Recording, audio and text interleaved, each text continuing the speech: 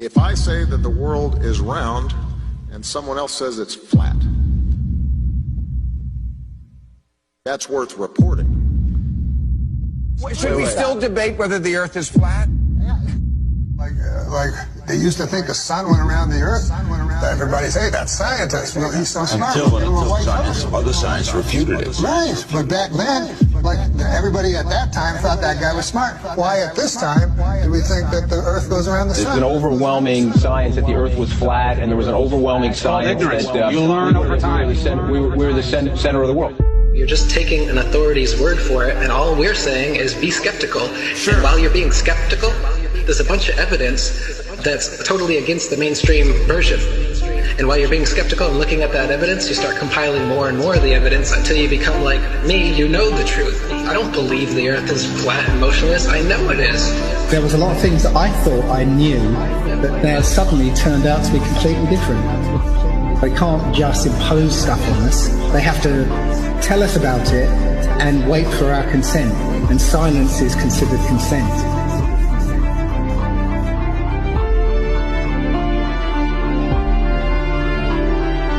If the sun was 93 million miles away, you wouldn't see that.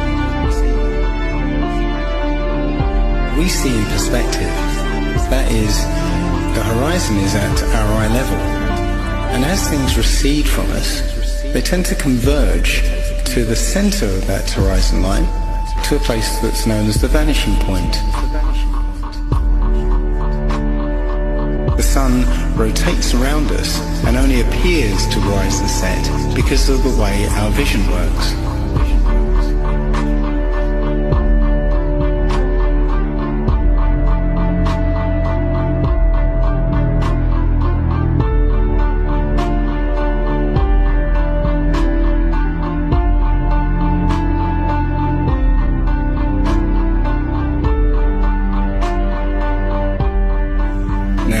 Try and watch the following video without the preconception that the sun rises and sets, but rather moves further away.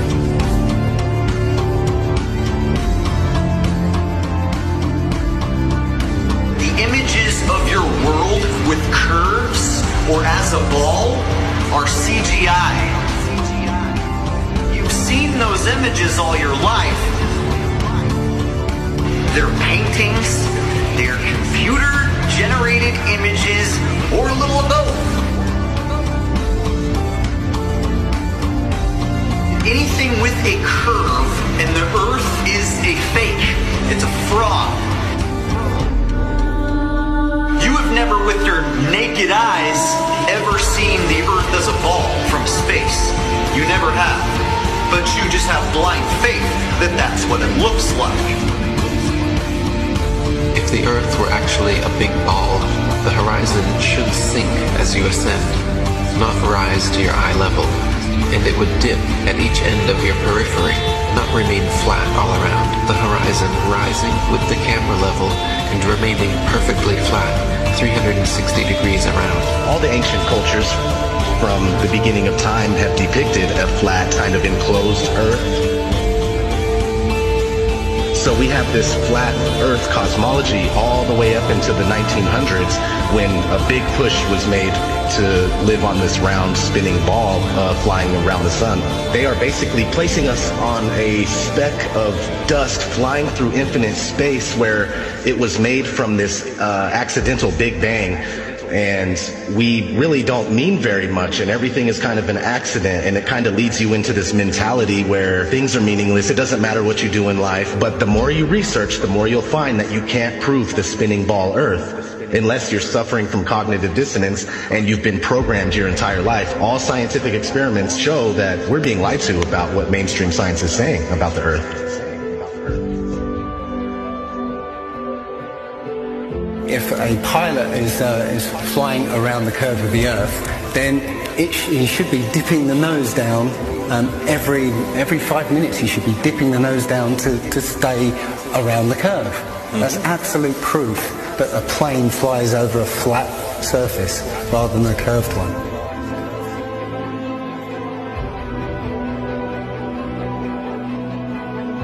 A lot of lot of people have these laser thermometers. Now, you can actually measure the temperature of the moonlight next to the temperature of the shade of the moonlight, and you'll find the moonlight is colder than the shade opposite from the sun. So the moon's throwing out its own light. The scientific community have not told us this.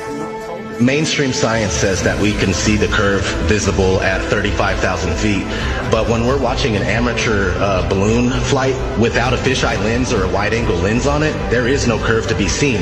And basically, if we were living on a ball or a sphere of any sort, no matter how high you rise, you would have to look down to see the horizon. Yet when you take these cameras to 100,000 feet, the horizon is still at eye level. That's inconsistent with any kind of spherical shape whatsoever.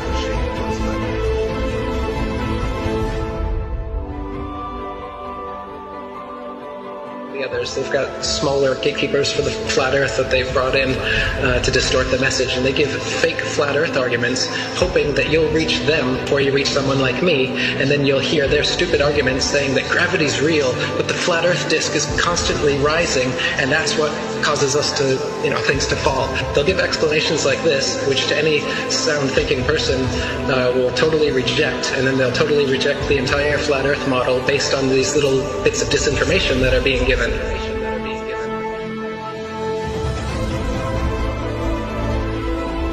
200 proofs Earth is not a spinning ball, and that's just 200.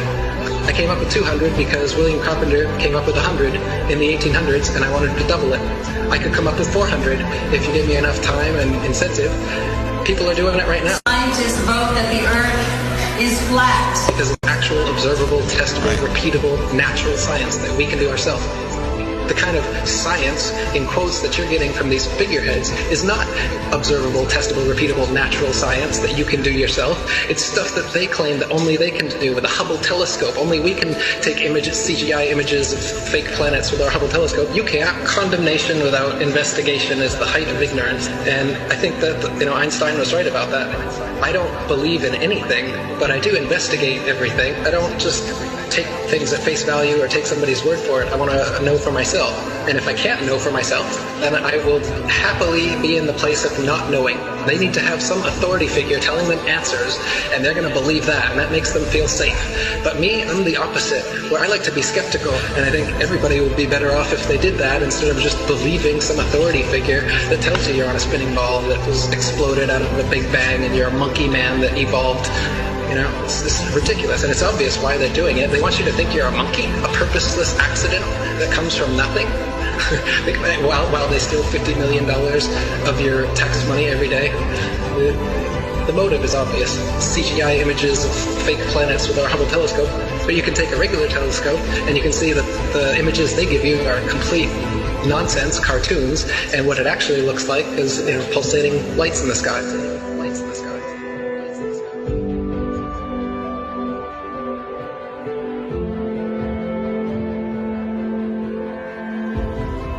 Okay, that star is 700,000 light years away from that constellation. I was all into that. I was totally into it. I was super into anything space. Are you kidding? The Science Channel?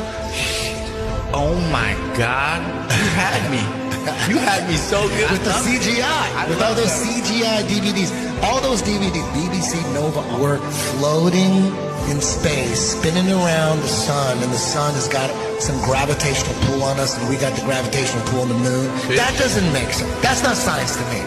When people talk about science this, science that, I go, explain to me how that is science. There's a force that's holding oceans and keeping it from spinning and flying off because it's spinning 1,000 miles an hour. But as soon as we get to a certain altitude, it's all magic. It's not science. All that's magic.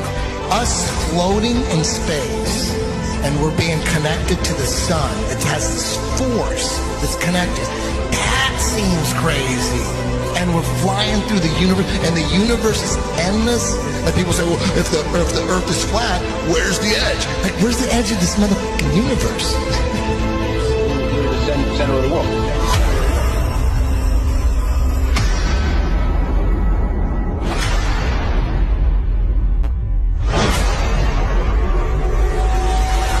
understanding what reality is very, very important to me. I think it should be important to everybody. And I think the more that people become